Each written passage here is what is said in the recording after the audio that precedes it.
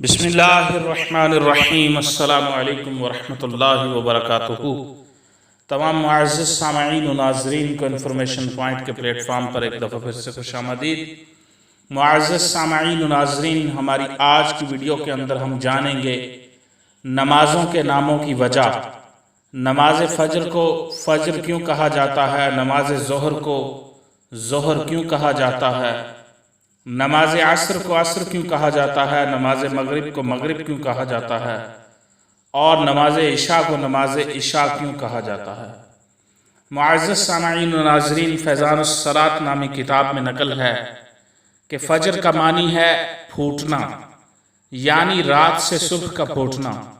یہ نماز صبح کے وقت پڑھی جاتی ہے، اسی لیے اسے فجر کہا جاتا ہے۔ ظہر کا معنی ہے ظہیرہ، یعنی دوپہر۔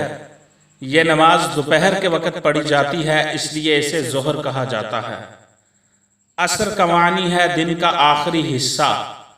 یہ نماز اسی وقت ادا کی جاتی ہے، یعنی دن کے آخری حصے میں، اسی لیے اسے عصر کہا جاتا ہے۔ مغرب کا معنی ہے سورج غروب ہونے کا وقت۔ یہ نماز سورج غروب ہونے کے بعد ادا کی جاتی ہے، اسی لیے اسے مغرب کہا جاتا ہے۔ عشاء کا لغوی معنی ہے رات کی ابتدائی تاریکی۔ یہ نماز اندھیرا ہو جانے کے بعد ادا کی جاتی ہے، اس لیے اسے عشاء کہا جاتا ہے۔